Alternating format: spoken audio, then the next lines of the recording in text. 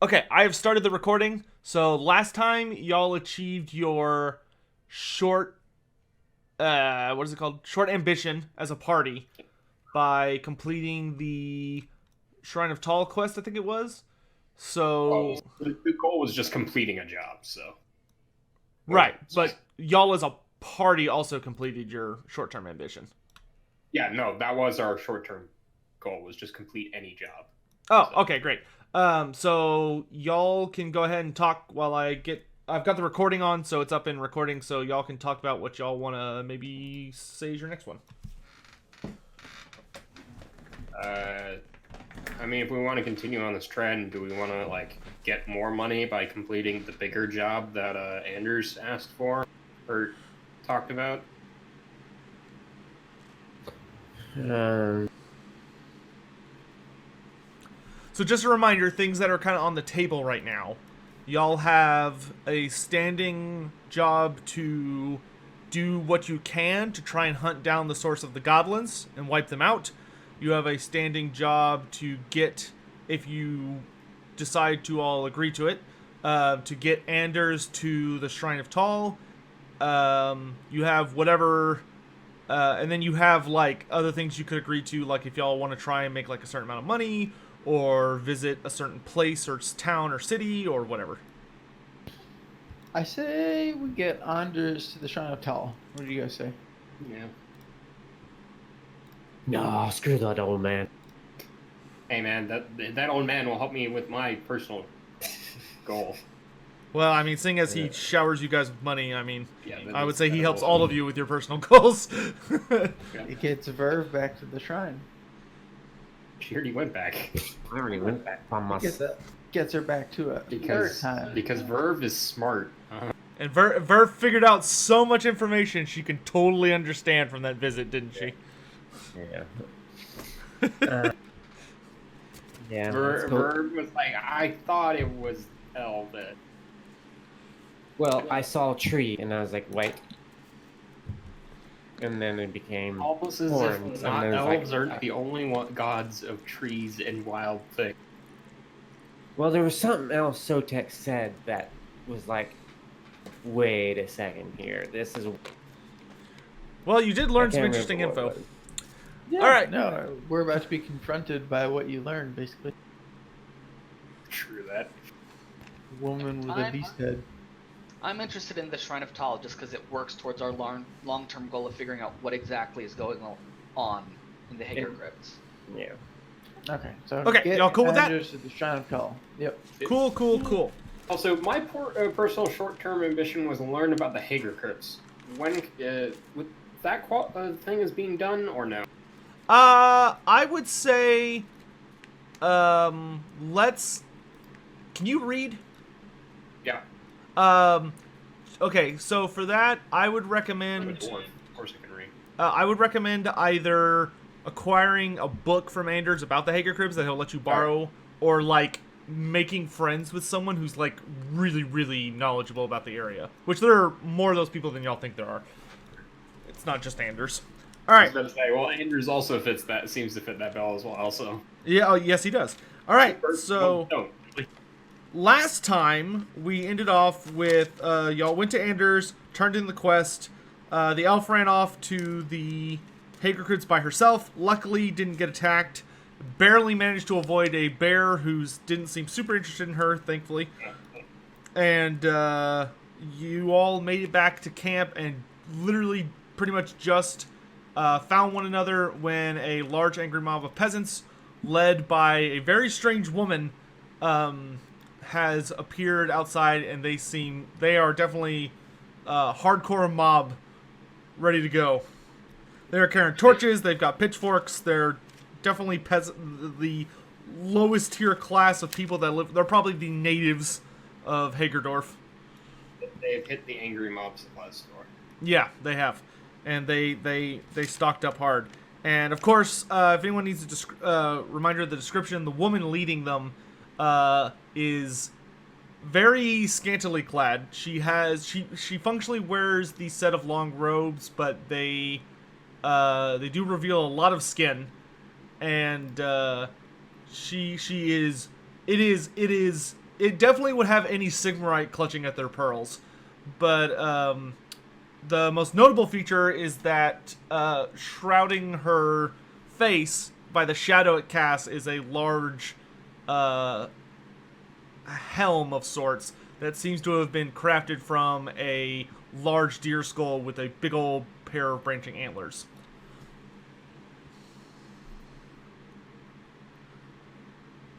So, this mob comes running up, and people are shouting, they're throwing fruit, people are yelling, trespassers, liars, murderers! They're all very upset. And the woman in front is very not animate compared to them. She sort of stalks up from behind the crowd, and they let her through. She easily maneuvers through them. They part before her. And when she gets to the front, she just sort of stands there with her arms crossed. And the Bloody Hound guards have their spears out. They are remaining purely in the choke point of the very large palisade that's built around the camp. And they do seem quite nervous. And Drac is going to lean to the wizards and go, "Is that one magic?"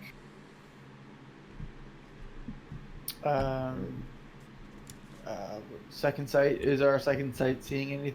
no. And to typically check if someone's magical, you do require the sense magic skill. Okay. Yeah, but Drac doesn't know that. So. That's true. But with your second sight, she does not appear magical, no. Okay, Everstat will say to Drac, from what I can tell, no, she's just a scantily clad woman with a skull on her face. Ah, you're a type then. Hey, now. I should note, from her body's appearance, she seems like a young woman. Maybe in her early 30s, unless there's some trickery going on, which there could be. This is Warhammer. As they continue to get louder, though, and they kind of like push forward towards the guards, and one of the guards will kind of like level their spears and wiggle it at them, and they'll back up a little bit. The woman in the stag helm just remains stationary. But eventually, all of you hear, more than anything, Rolf angrily roll himself out of his chair to his feet, because in his armor, and he comes walking up behind you and says, "What is all that racket?" That'd be a bunch of peasants are outside. He kind of he sort of leans. He kind Don't of. forget to switch your thing.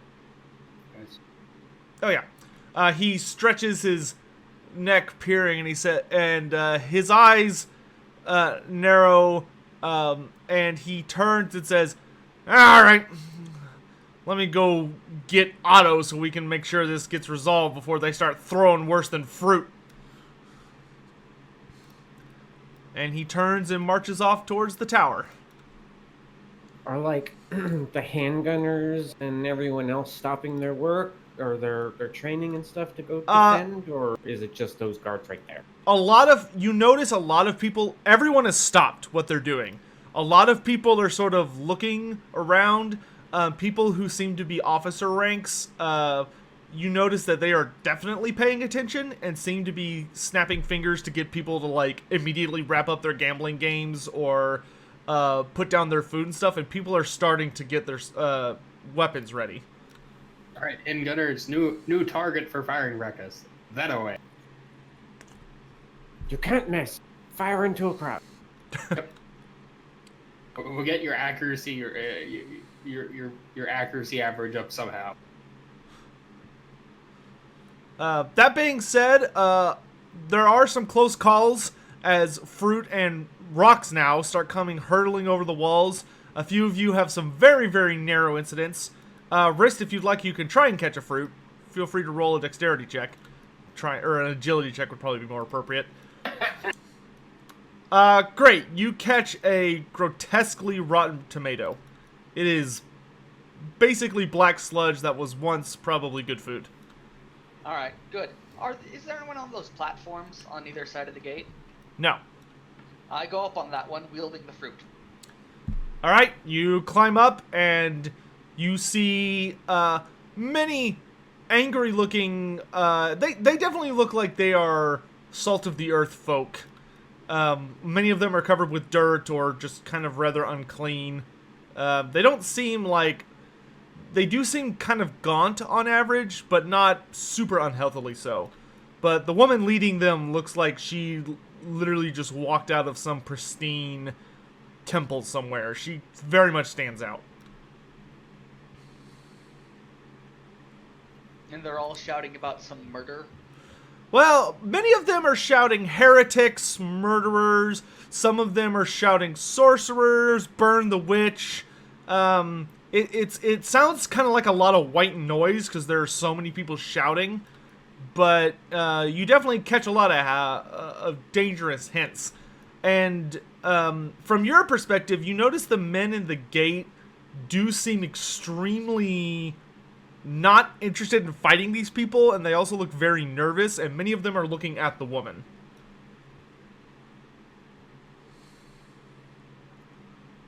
Are they as disorganized as they look on the map? Yeah, they're a bunch of peasants. No, I meant the soldiers guarding the gate. No, they have like a good 2 ranks. It's not a lot of guys, but they're more than capable of probably holding these people off. Okay. Based on your personal estimates, there might be something at play here that you're not aware of, but from what you could tell, it shouldn't be that hard.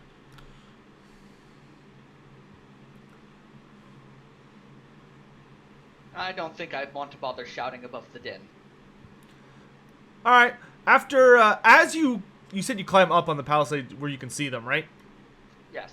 Alright. How tall are these little towers, by the way? They probably go up a good, 8 feet.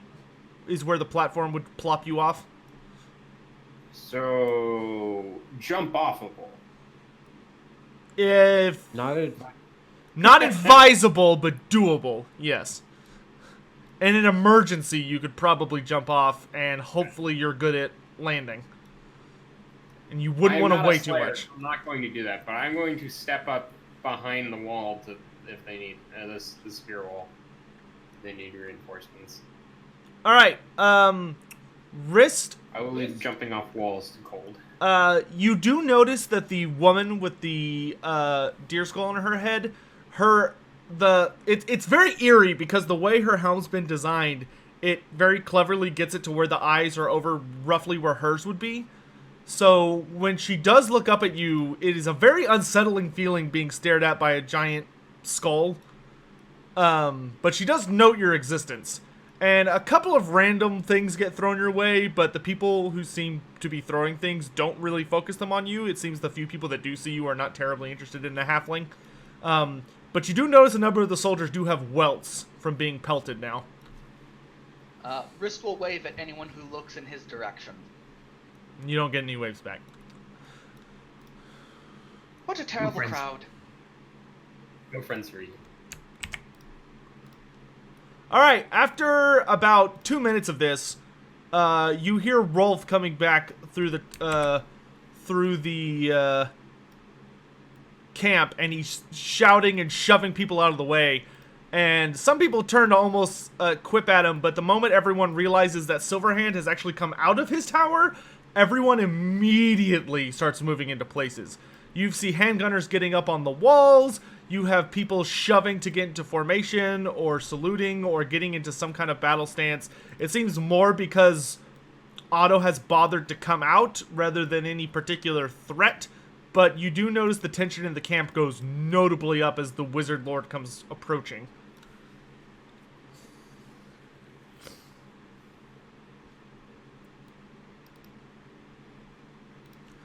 Rolf shoves his way to the front, and the guards, thankfully, drenched in rotten food and with maybe a few dents for those of them that are wearing metal helmets, the smart ones, eventually fall back out of the way. And as Silverhand walks out, all of the people get really quiet. All of their shouts die in their throats. A lot of them wince or shrink backwards as he walks out. And the only person who doesn't is the woman in the stag helm who waits as Silverhand marches over to her, and the two begin to... He begins to talk, and you can vaguely hear his voice if you're staying in the camp. But...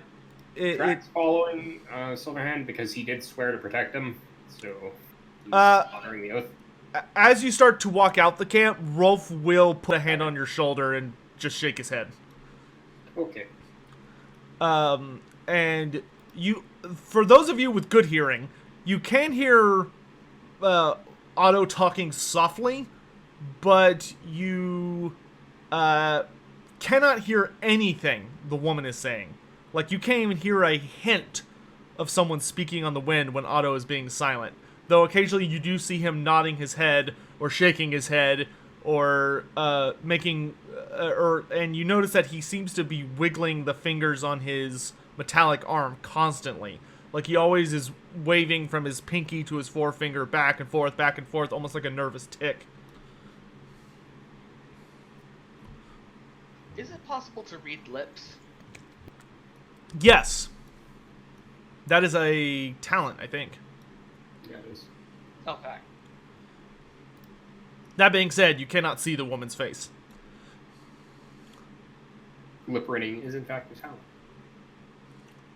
Alright, the conversation goes on for a bit, and Otto finally nods, and the woman uncrosses her arms finally, and she nods her skulled helm, and Otto turns back around, and his face is thunderous.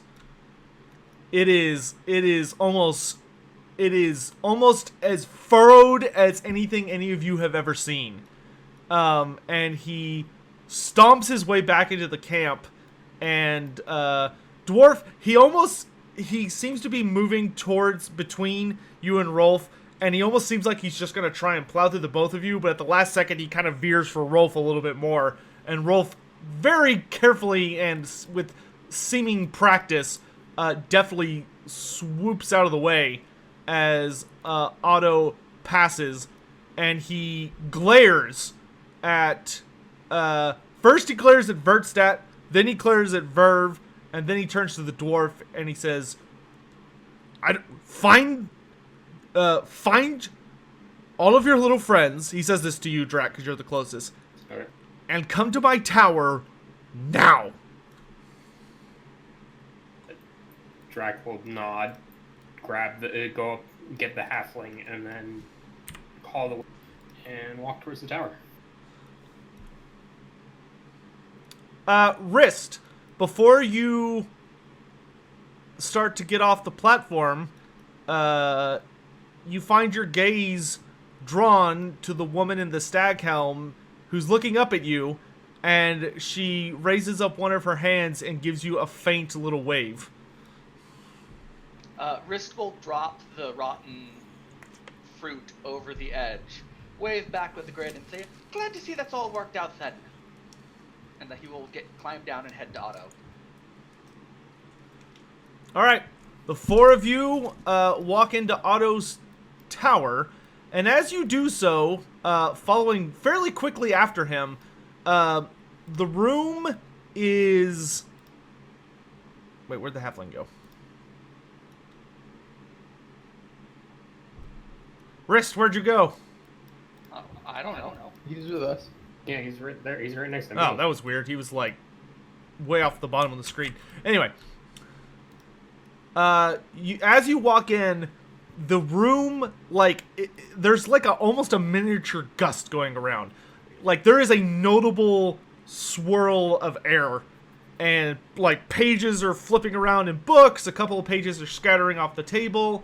And you notice that all of the different... Get rid of you two. All of you hear a very noisy and distinct grinding sound, and it's not difficult to notice that all of the statues leading into the building, all of their fists are clenching onto the hilts of their swords so tightly, and they're moving back and forth, and it's causing it to actually grind away at the silver. Second sight. Do I like smell anything that's different than the normal metallic?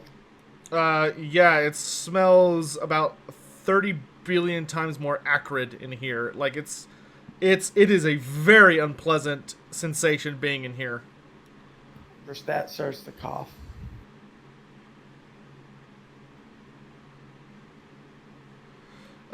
As you all walk in, Otto is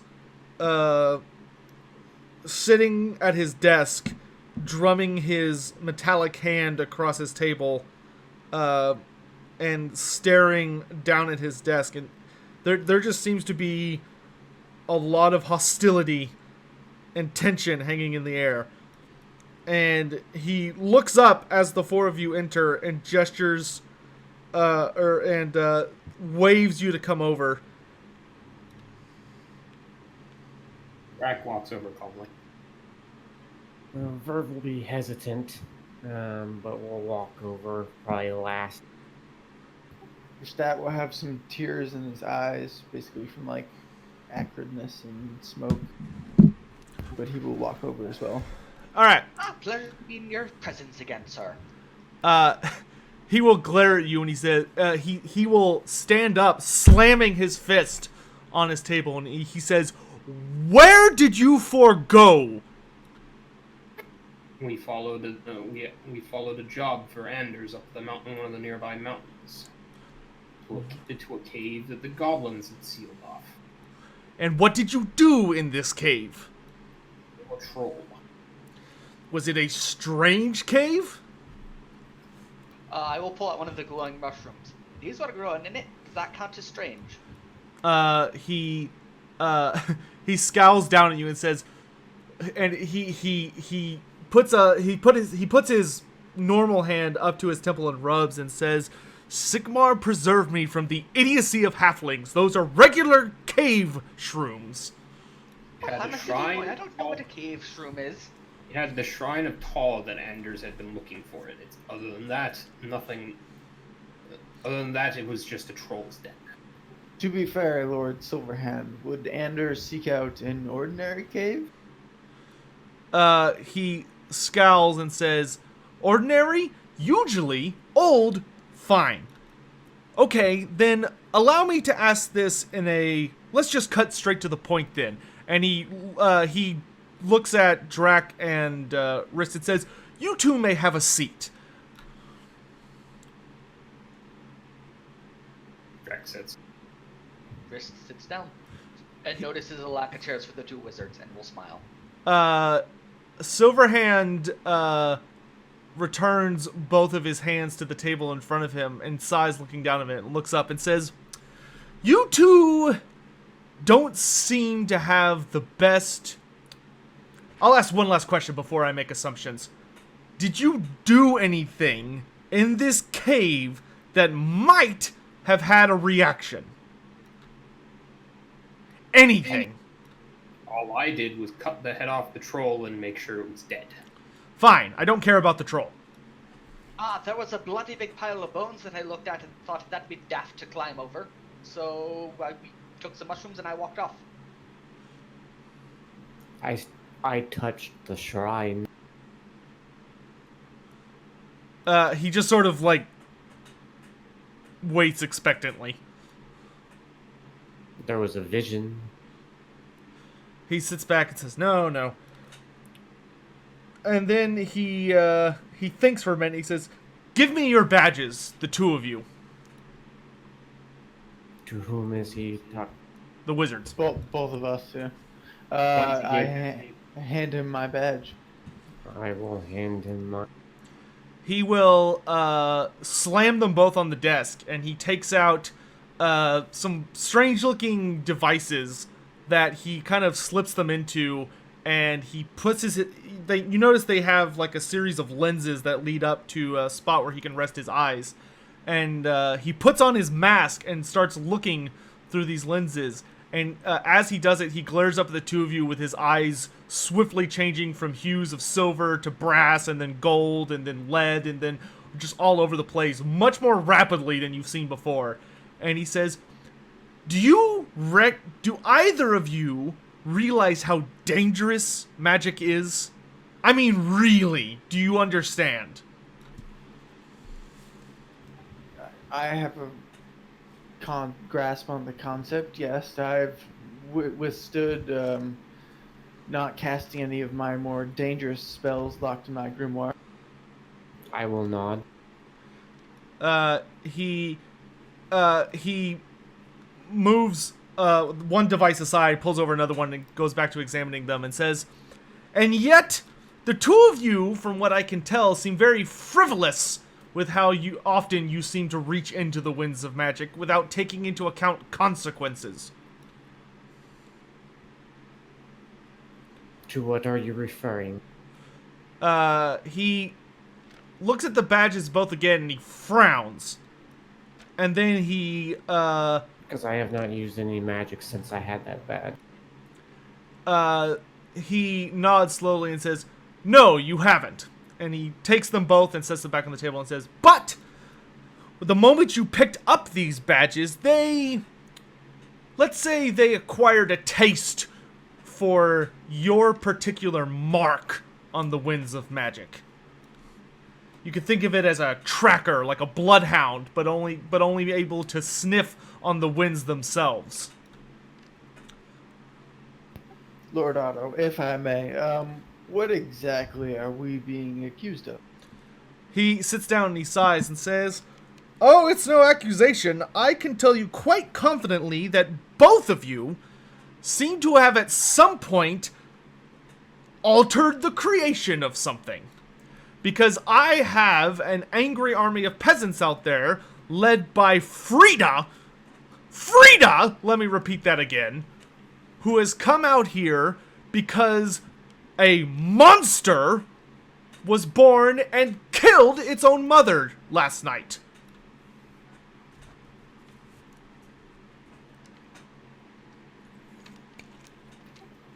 Out of character, wizards have no idea about what the effects of their miscast Oh, no. are. Like, you know your magic, like, wandered off, but to what it did, absolutely no idea. First, I will say, Also, I thought it was just the elf that had that miscast roll. They both did one. there's 3 total miscasts. There's 3 total miscasts. I thought it was Verve twice, and then Aztec had his spell repeated somewhere else as well. Yeah, Because exactly. we talked about this last episode. It's 3. Yeah, there have been 2 mutant babies. Yeah, both of them Verve. So first, I will say, I will admit, Lord Silverhand, once the magic did slip away from me just a bit while I was trying to channel a dart. But that's it, just once. He scowls up at both of you and says, "I cannot tell for certain which of you may be responsible, but I can tell from looking at this that one of you is definitely responsible.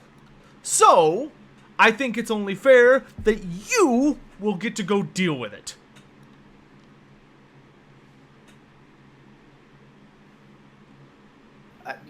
A deal with a mutant baby? What are you proposing exactly? He shakes his head and rubs his temple again and says, "You're going to go speak to Frida, and you're going to do exactly whatever she tells you to do, so that she doesn't go out and get the entire order of Tallites to march up from Nuln and wipe us out for being heretics."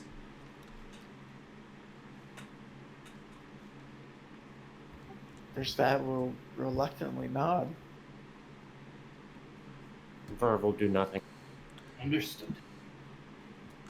He will sigh, leaning back in his chair, and say, "I don't suspect any of you for intentionally doing something like this, but you need to be more careful. You need to have respect for the power you're wielding." And he turns to Rist and Drac and says, "To you both, I apologize that I'll be sending you to deal with this, but the 4 of you seem to be an effective package, so I think it would be wise to send the 4 of you to clean up this little mess." Nonsense. I assumed responsibility for the idiots the moment I won. Drac stands and goes, "All right, you 2 idiots, let's go." And you, Rist. Rist will grin at Otto. "I don't think I've ever heard of any halfling getting an apology from a master wizard. I think that's a great recompense for going off and helping them settle this matter. It's great talking to you again, Otto. He scowls at Wrist, but he removes Brack his... is considering whether or not he's going to have to drag Wrist out of the building again. He removes his mask as you two stand up, and he seems to sink into his chair as if using it made him very tired all of a sudden. And he kind of casually tosses, or tiredly I should say, tosses the 2 badges across the table and says, make sure you find it and make sure you deal with it. If that thing is allowed to make it out into the forest and we don't deal with it, creatures like that will draw other things here. You need to find it and put it down. Not the first we did contact been on. Very not.